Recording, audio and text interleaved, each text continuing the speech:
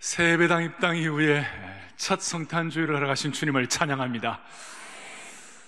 특별히 감사한 것은 지난 5년 동안 주님께서 우리의 기도에 응답해 주신 5년 동안 기도드린 것을 응답해 주신 것입니다. 그것이 뭐냐면 이 추운 겨울에 본당에 입상하려고 밖에서 오들오들 떨지 아니하고 오늘 바로 들어오게 하신 주님을 찬양합니다. 얼마나 감사한지요. 참 우리에게 힘든 일도 있지만 이 근본적인 감사, 또 이렇게 크게 공동체적으로는 교회를 입당하게 하시고, 또 힘들어도 여러분 오늘 이와 같이 함께 가족들이 와서 예배 드리는 것 자체가 축복이라고 확신합니다. 오늘 이 감사가 있을 때 하늘의 신령한 은혜의 눈이 열리게 될 것입니다. 오늘 말씀의 제목은 평생 잊지 말아야 할 성탄의 정신입니다. 성탄의 정신에 대해서 좀 말씀을 드리겠습니다.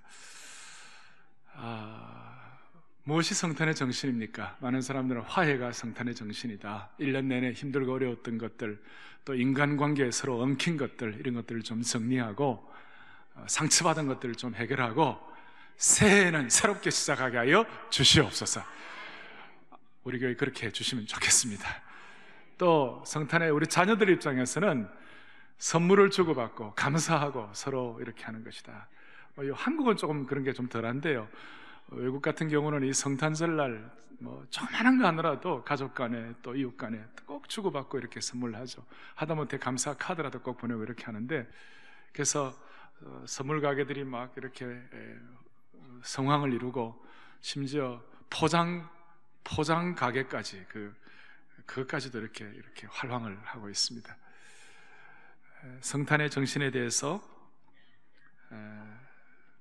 문학적으로 잘 표현한 찰스 디킨스라는 분이 있는데, 크리스마스 캐롤이라는 그 소설의 스크루지의 변화를 여러분들이 알 것입니다. 어렵고 힘들고 그늘진 사람들에게 가진 것을 나누고 베푸는 것이 성탄의 정신이다. 다 귀한 일이죠. 화해도 좋고, 또 감사와 사랑으로 선물을 주고받는 것도 좋고, 또 어렵고 소외된 사람들을 이렇게 베풀고 섬기는 것도 귀한 일입니다. 그런데 진짜 성탄의 정신이 무엇입니까?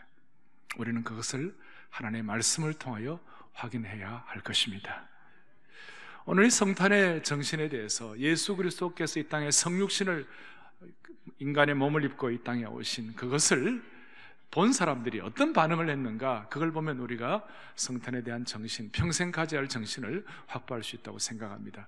오늘 누가복음 1장 본문 이 뒤에 누가복음 2장에 보면 2장 20절을 좀 보겠습니다. 2장 20절에 보니까 목자들이, 밤에 양을 치던 목자들이 예수님이 오신 것을 보고 난 다음에 20절, 2장 20절, 2장 보는 거 그렇게 힘들지 않으시죠? 20절 다 같이 보겠습니다. 목자들은 자기들에게 이르던 바와 같이 듣고 본 그 모든 것으로 인하여 하나님께, 다시 한번 하나님께 영광을 돌리고, 그 다음에 어떻게 하면 돌아갔다고 그랬어요? 찬송하며 돌아갔다. 예수님이 땅에 오신 것을 본 목자들은 하나님께 영광을 돌리고 찬송을 하며 갔다 그랬어요. 이것은 목자들의 입장에서는 당시에 이스라엘 백성들 가운데 상류층이 아니었습니다. 좀 하층민이라고 말할 수 있어요. 하층민의 입장에서 보고 난 다음에 하나님께 영광을 돌리고 그 다음에 찬송을 하며 갔다, 이렇게 나와 있습니다. 또 어떤 반응이 있냐면 2장 20절 뒤에 2장 25절에 보면 예루살렘에 시몬이라는 사람이 있으니 이 사람은 의롭고 경건하여 이스라엘의 위로를 기다리는 자라, 성령이 그 위에 계시더라. 성령께서 뭐라고 그러냐, 시몬이라는 분에게 뭐라고 말씀하냐면 예수 그리스도를 보기 전에 26절에 죽지 아니하리라는 성령의 지시를 받았어요. 나이가 들어도 예수님이 이 땅에 오신 것을, 구세주가 오신 것을 당신은 반드시 확인하고 주님 앞에 갈 것이다. 그러고 난 다음에 28절에 이제 27절에 성령의 감동으로 성전에 예수님이 오시니까 28절에 시몬이 아기를 안고, 자, 시몬이 아기를 안고 그 다음에 하나님을 뭐 했습니까? 찬송하여 이르되, 오랫동안 기다렸습니다. 구세주를 기다렸습니다. 성령의 감동을 통하여 마음속에 하나님이 하시는 것이다 라고 생각하면서 예수님을 기다렸는데, 예수님 보는 순간 하나님을 찬송하여 가라되, 이것이 바로 시몬이 가졌던 이 땅에 오신 예수 그리스도를 향한 반응이라고 말할 수 있습니다. 이것이 성탄의 정신이죠. 근데 이것을 종합하고 다 총정리해가지고 마태복음 2장에 보면 동방박사들이 예수님을 보러 와서 예수님을 배울 때 어떤 마음으로 왔느냐, 마태복음 2장 2절을 다 같이 보겠습니다. 같이 합독하죠. 유대인의 왕으로 나시니가 어디 계시냐? 우리가 동방에서 그의 별을 보고 그에게 경배하러 왔노라 하니, 그에게 뭐 하러 왔다고 그랬습니까? 경배하러 왔다 이랬습니다. 나중에 2장 8절에 오면 헤롯 왕이 이 말을 듣고 헤롯도 나도 구세주를 경배하기를 원하노라, 어디 있는지 말해달라 그랬습니다. 그건 물론 가짜이긴 합니다만은 여하한 예수 그리스도의 성육신 이 땅에 오신 것을 본 사람들의 모든 것들을 총합해서 한마디로 말한다면 성탄은 예수님을 경배하는 것입니다. 이 경배가 키입니다. 오늘 이 자리에 여러분들이 어떤 사고방식으로 또 세상적인 복잡한 많은 것들이 있어요. 우리로 하여금 많은 세상의 아젠다들이 많아가지고 예수님을 경배하기 힘든 공간이 없다면 오늘 이 시간 예수님을 경배하는 것이 회복될 수 있도록 한 분 한 분 붙잡아 주시기를 원합니다. 그 주님을 경배하게 될 때에 사람들이 힘들고 어려운 일도 있고 짐도 있고 기도의 제목도 있고 도저히 내 몸으로는 돌파할 수 없는 많은 문제거리를 안고 있지만 하나님을 진심으로 경배하면 하나님께서 소망의 문을 열어주시는 겁니다. 하나님을 경배하면 사람들과의 관계도 회복시켜 주시는 것입니다. 우리가 그것을 믿기 때문에 이 자리에서 예배를 드리는 거예요. 다시 한번 마음속에 다짐하십시다. 하나님, 이 성탄의 올바른 정신을 가지고 하나님을 제대로 경배하면 사람들과의 관계도 주님이 회복시켜 주시리라고 믿습니다. 이것이 인격적인 주님을 만나는 거고 은혜입니다. 이사야 54장 1절에는 하나님께서 이런 우리에게 깨달음을 주시는 거예요. 제가 이사야를 묵상하다가 그렇구나, 참 귀한 말씀이 이런 생각이 들었어요. 합독하죠. 잉태하지 못하며 출산하지 못한 너는 노래할지어다. 산고를 겪지 못하는 너는 외쳐 노래할지어다. 이는 홀로 된 여인의 자식이 남편 있는 자의 자식보다 많음이라 여호와께서 말씀하셨느니라. 아멘. 당시의 유대 사회에서는 잉태하지 못하고 출산하지 못하면 여성으로서는 너무 힘들어요. 어떻게 보면 길이 보이지 않는 것과 똑같았어요. 그런데 잉태하지 못한 여인이여 뭐 할지어다? 노래할지어다. 잉태하지 못한 여인이여 노래할지어다. 출산하지 못한 여인이여 노래할지어다. 노래하면서 외치라 그랬어요. 그 노래하고 외치는 것이 바로 경배의 정신이라고 말할 수 있습니다. 그럴 때 물론 동정녀 탄생, 예수 그리스도 탄생이 마리아를 통하여 동정녀 탄생될 것을 예언하고 있는 것이긴 하지만 거기에 깊은 뜻 중에 하나는 참으로 잉태하지 못하고 참으로 아무 어떤 내어놓을 수 없는 그런 여인의 아픔이 있다 할지라도 하나님께서 노래하고 외치면 수많은 사람들이, 자녀가 많은 사람들보다도 더 많은 하나님의 축복을 베풀어 주실 것이다, 이렇게 말씀하시는 거예요. 그래서 우리 순수하게 이 성탄의 계절은 다른 어떤 것보다도 주님, 다시 한번 주님을 경배하는 자로 회복되게 하여 주시기를 원합니다. 경배의 경배. 그리고 이 경배에 관한 한 오늘 여러분들이 읽었던 이 본문이 제가 볼 때 가장 높은 수준의 경배의 송가이며 찬양이며 하나님을 향한 마리아의 최고의 시편이며 존귀와 위엄의 송가이며 최고의 경배의 찬양이라고 말할 수 있습니다. 이 내용을 여러분들이 확인하시고 이것이 오늘 우리의 기도의 제목이 되고 나중에 오늘 말씀 마칠 때 함께 주님을 경배할 때 하나님은 우리로 하여금 복잡한 세상의 마음의 창문들을 다 닫아 걸고 주님만을 경배하는 자로 무장시켜 주시리라고 믿습니다. 오늘 본문을 고백한 마리아는 대체적으로 성경학자들은 16세에서 18세쯤 되었을 것이다 그렇게 얘기합니다. 한국 나이로 치면 17세, 19세 정도. 16세에서 18세로 만으로 따지면 그 나이가 티네이저 시절인데 뭐 하나님을 경배하고 하나님의 영광에서 눈이 열리기보다는 다 자기만 생각하고 자기 앞일 걱정하고 자기만 어떤 자기 생각에 사로잡히기가 쉽잖아요. 그런 나이인데도 불구하고 하나님은 마리아에게 이 은혜를 베풀어 주셔가지고 하나님을 경배하도록 최고의 경배의 찬양을 할 수 있도록 만들어 주셨어요. 저희 프로테스탄트가 이 캐톨릭이 너무 마리아를 숭배하다 보니까 우리는 마리아에 대해서 조금 관심이 덜한 경우가 있는데, 사실은 이 마리아 이 송가를 보면서 우리는 너무너무 도전을 받아야 됩니다. 하나님을 경배하는 것은 배워야 하는 것입니다. 대신 하나 조심은 해야 하는 것입니다. 캐톨릭은 마리아가 죄가 없다, 마리아는 하늘의 여왕이다, 마리아는 완전히 성천했다, 완전히 신적 존재로 만들어 놓았어요. 그러나 그것도 옳지 않은 거죠. 왜냐하면 마리아는 하나님을 경배했지 경배의 대상이 아니었습니다. 마리아는 주님을 예배했지 예배의 대상이 아니었습니다. 그래서 우리가 균형을 잡아야 하는 것입니다. 오늘 이 마리아의 송가, 경배의 송가를 보면서 사랑의 교회, 또 이 말씀을 듣는 모든 주의 백성들은 하나님을 경배하는 자로 한 단계 올라가기를 원합니다. 어떻게 우리가 주님을 제대로 경배할 수가 있습니까? 성탄의 정신이, 잊지 말아야 할 정신이 경배라면 어떻게 주님을 경배할 수가 있을 것입니까? 오늘 46절에, 1장 46절에 이와 같이 나와 있습니다. 마리아가 이르되, 하나님을 경배하는데 뭐라고 말씀하고 있는가? 뭐가 주님을 찬양한다고 그랬습니까? 영혼이 주님을 찬양하며. 47절에 보니까 내 마음이 하나님 내 구주를 기뻐했다고 그랬습니다. 여러분들이 줄을 칠 것이 뭐냐면, 참된 경배는 내 영혼이 주님을 찬양하는 것이며 내 마음이 하나님 내 구주를 기뻐한다, 이렇게 우리는 정리할 수 있습니다. 영혼이 주님을 다시 한번 어떻게 한다고요? 찬양하며, 마음이 주님을 어떻게 한다고요? 기뻐한다. 이것을 뭉뚱그려서 얘기하면 우리의 깊숙한 내면 세계가, 우리의 겉으로 드러나는 것이 아니라 깊숙한 내면 세계가 하나님을 경배한다, 그 말씀이에요.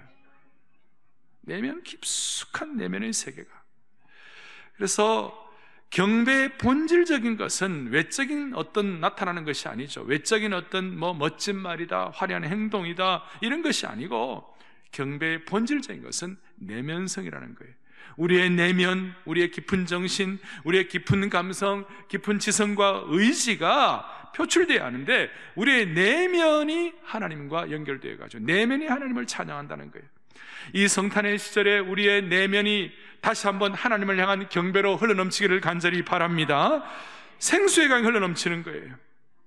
마음속으로부터 하나님 되심에 관해서, 우리의 마음의 깊숙한 곳으로부터 하나님께서 행하신 놀라운 일들에 대한 감격과 감사가 마음속으로부터 흘러넘쳐서 자연스럽게 나타나는 것이 경배라는 것이에요. 참된 경배는 이런 의미 때문에 우리의 심령이, 우리의 영과 혼이 완전히 사로잡혀가지고 하나님께 찬양하고 하나님을 예배하는 것입니다. 할렐루야. 지난 30여 년 동안 제가 제 마음속에 하나님 앞에 제 내면과 깊숙한 곳에서 하나님을 찬양하는, 이 내면이 주님을 찬양하는 정신이 고양되도록 만들어준 그 찬양 중에 여러 곡이 있지만, 그 중에 하나가 Majesty라는 곡이 있어요. Majesty, 영광의 주님 찬양하세. 두 손을 높이 들고 존귀와 영광 모두 주님을 찬양하세. 죽으시고 부활하신 만왕의 왕, 이런 찬양 여러분 잘 아실 거예요. 이 찬송은 우리가 깊숙한 내면을 건드리는 거예요. 그런데 그 이유가 뭐냐면, 이 잭 헤이폴드 목사님 이 찬송을 만들고 작곡을 했는데, 이 잭 헤이폴드 목사님은 제가 그 미국에 있을 때 같이 기도도 하고 교제도 하고 또 같이 꿈을 나누고 그런 목사님이었어요. 나이는 저보다 훨씬 많으시지만, 그분이 이 찬송을 쓰게 된 배경이 있었어요. 그것이 뭐냐면, 오래전에 목사님 부부가 영국에 갔을 때의 일입니다. 마침 그때가 영국의 엘자베스 여왕의 25주년 대관식을 맞이해가지고 온 나라가 축제 분위기였다는 거예요. 보니까 왕실로부터 모든 시민들에게 국가적인 위엄과 영광과 그 조국의 그 나라의 어떤 그 위엄이 흐르고 있음을 느꼈다는 것입니다. 그럴 때 이 제게부터 목사님 마음속에, 그래, 25주년 여왕 대관식에 이런 나라의 어떤 종기와 위엄이 흐르는 것이 확인이 될 수 있다면, 하나님의 위엄과 하나님의 영광이 하나님의 교회와 그의 백성들에게도 더 흘러넘치는 줄로 믿습니다. 그래서 그걸 깨달은 거예요. 목사님은 그때 그의 내면의 영혼을 깊이 사로잡았던 감정에 대해서 이렇게 표현하고 있어요. 강렬한 감정이 내 속에 일어났지만 동시에 거룩한 평온함과 순수한 기쁨이 나를 사로잡았다. 머릿속에 장엄한 영광이 선명하게 떠올랐다. 내 속에 흘렀던 것은 하나님의 장엄한 영광이었다. 그것은 그리스도의 존귀하심과 하나님 나라의 영광이었다. 멀리 하늘에서 울려 퍼지는 가락이 내 영혼에도 계속 울려 퍼졌다. 그 하나님의 영광에 전율하였고 그 앞에 납작 엎드렸고, 그때 이 헤이포드 목사님의 가슴 깊숙한 곳으로 흘러나오는 찬양이 바로 저와 여러분이 부르고 있는, 또 우리가 입단 감사회 때 마지막에 불렀던 존귀와 영광 모두 주 예수님께 하면서 불렀던 그 메저스티, 영광의 주님 찬양하세요. 당시 목사님의 마음과 내면과 영혼이 얼마나 하나님의 장엄함과 하나님의 영광에 엎드려졌는지 우리가 지금 그 찬양을 할 때 확인할 수가 있을 거예요. 제가 예를 들어 설명을 했습니다마는 오늘 우리는 그렇게 대단한 작곡가도 아니고 작사가도 아니고 그런 대단한 찬송을 쓰지 못한다 하더라도 오늘 이 예배 시간에 하나님, 평생의 이 성탄의 계절에 하나님께 경배하는 마음과 내 깊숙한 곳으로부터 하나님을 찬양하고 하나님을 경배하는 이 정신을 놓치지 않기를 원합니다. 이거 우리 마음속에 무상되면 하나님이 이 성탄의 시즌을 기뻐해 주시리라고 믿습니다. 이런 말씀을 드려도 원래 우리 교회 식구들 가운데는 내 마음과 영혼이 덩실덩실 춤추지 못할 분도 있을지 몰라요. 올 한 해 기가 막힐 웅덩이에 빠져서 고생한 분도 있을 거예요. 그럼에도 불구하고 우리의 내면이 주님을 향한 경배를 놓치지 말아야 합니다. 제가 처음 말씀드렸던 대로 우리의 생각이 너무 복잡해가지고 하나님 앞에 경배를 드릴 수 있는 그 공간이 없다면 그것은 참으로 안타까운 일입니다. 오늘 마음의 복잡한 창문들을 다 닫아 걸고 주님을 향한 경배의 영광의 그 은혜의 창문이 눈이 열리기를 간절히 바랍니다. 사랑하는 여러분, 이 내면이 주님을 찬양하고 주님께 영광을 돌릴 때 마리아는 내 영혼인 주 찬양하며 하나님 내 구주를 기뻐했을 때 주님이 내게 큰 일 행하신다고 고백할 수가 있었습니다.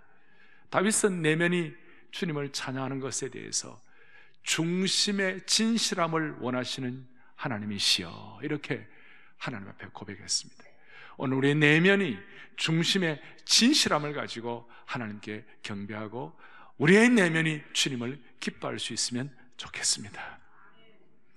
사랑하는 여러분, 언제 여러분들께서 이 내면이, 여러분들의 내면이 솟구쳐 오르는 기쁨을 가지고 찬양을 언제 드렸습니까?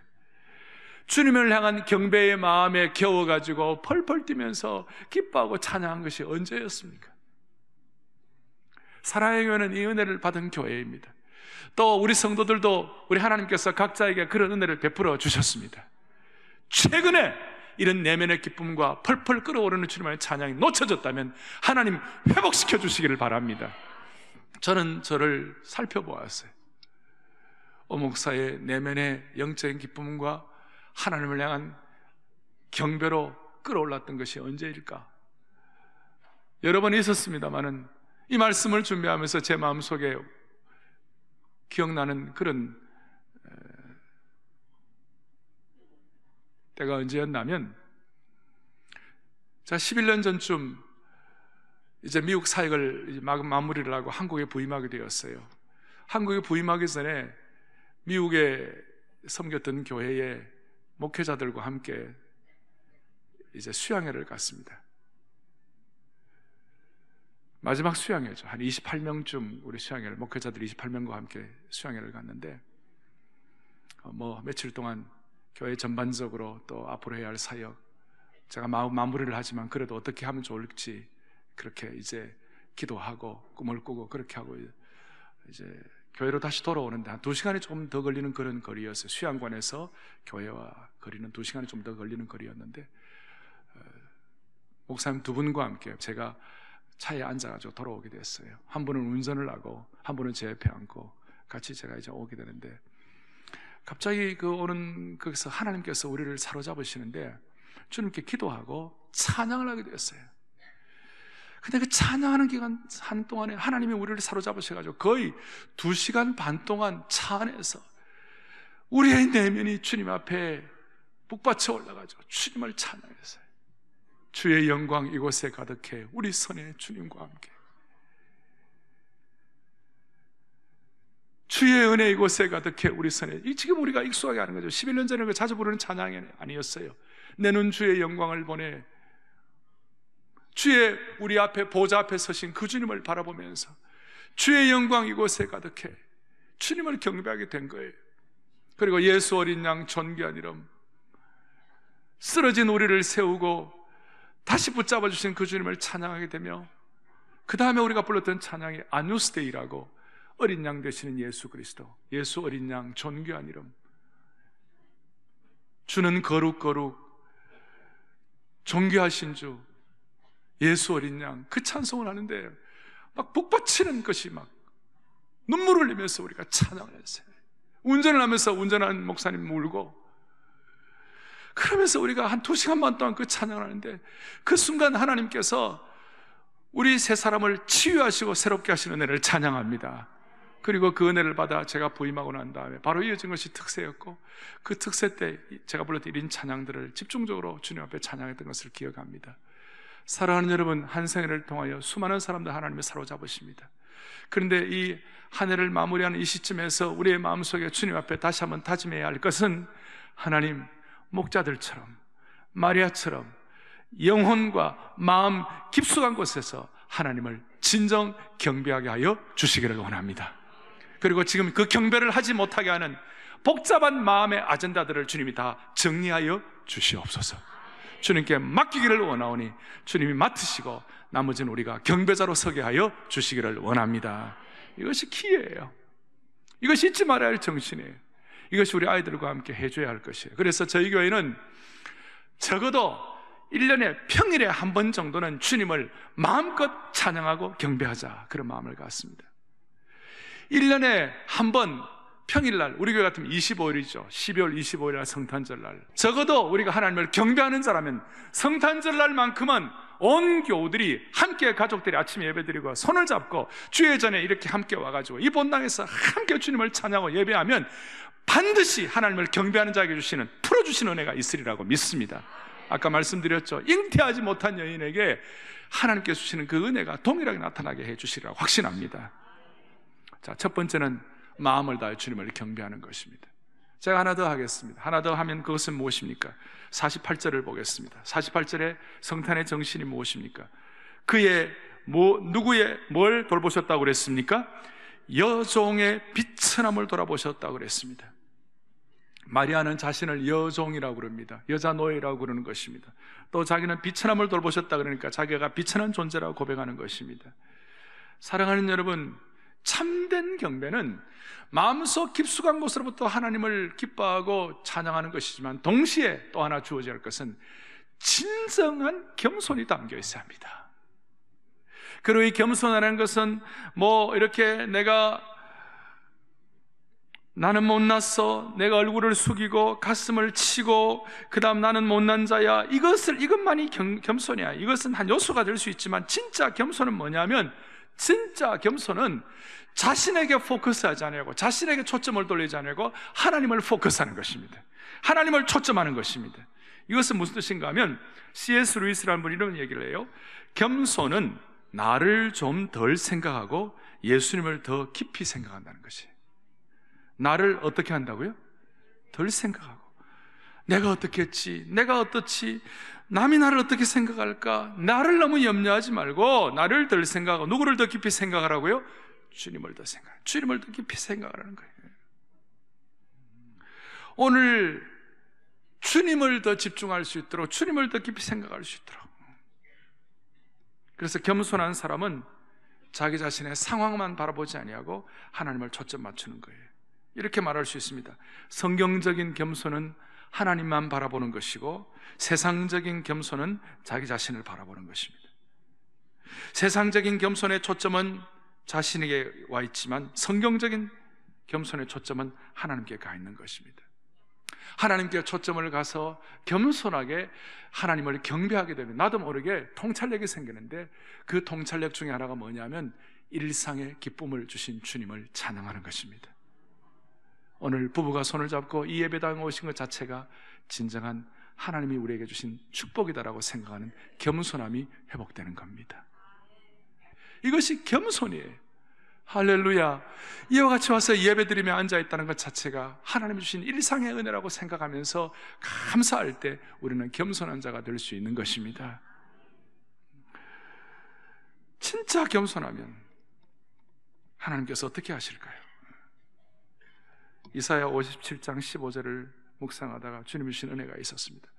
평범한 삶의 은혜와 축복에 대해서 통찰력을 갖게 하실 뿐만 아니라 하나님이 겸손한 자에게 이사야 57장 15절을 같이 우리 크게 같이 합독하겠습니다.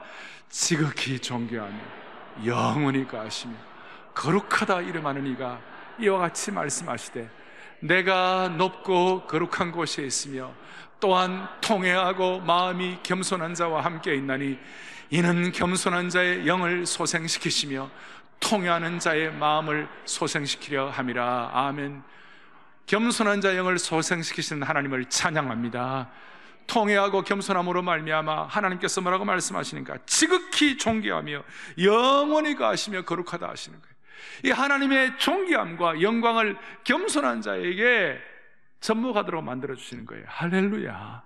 그래서 마리아는 하나님 여종의 비천함을 돌아보심으로 말미암아 만세의 나를 복이 있다게 하신 주님 앞에 영광을 올려드립니다. 그래서 어떻게 하십니까? 겸손한 자를 어떻게 하십니까? 49절에 능하신 이가 큰일을 내게 행하시는데 50절 좀 보십시오. 50절, 51절, 52절에 오면 겸손한 자에게 주시는 하나님의 높이시고 새롭게 하시고 만세의 복을 주시는 그런 은혜를 주시는데요, 대꾸로 50절에 긍휼하심이 두려워하는 자에게 대대로 이르는도다. 아멘.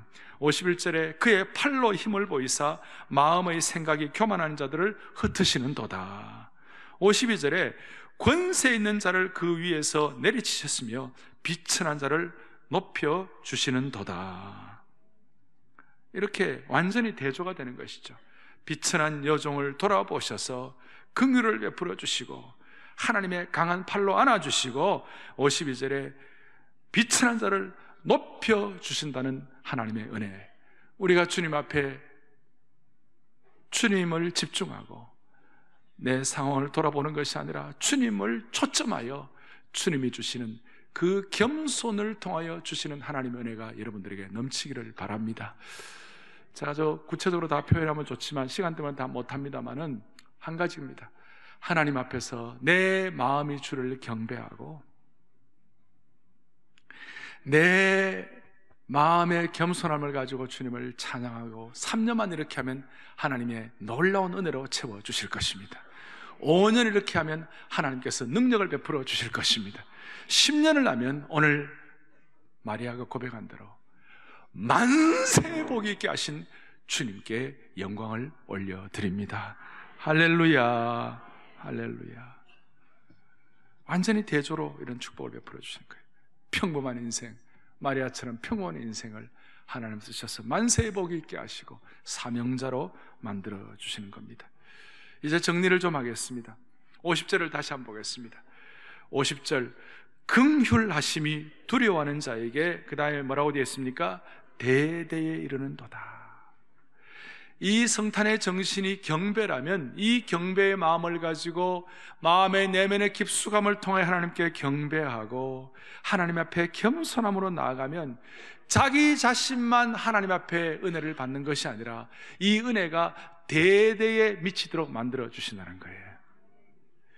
또 개인의 경배가 공동체에 나타난다는 거예요. 개인적으로 끝난다는 것이 아니에요. 공동체적으로, 단체적으로 나타난다는 거예요.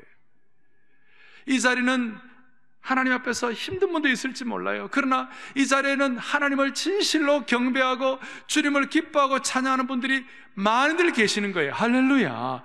그래서 그 은혜가 주님을 경배할 때 오늘 처음 이 자리에 나왔다 하실지라도, 예수님도 잘 모르고 복음의 역사에 대해서 잘 모르는 분이 있다 할지라도, 오늘 이 자리에 처음 오신 분들이라 할지라도 하나님께서는 이 경배와 하나님을 향한 찬양의 능력과 주님을 향한 영광을 통하여 만세의 복이 있는 은혜가 공동체적으로 임하게 하신 그 은혜를 찬양합니다.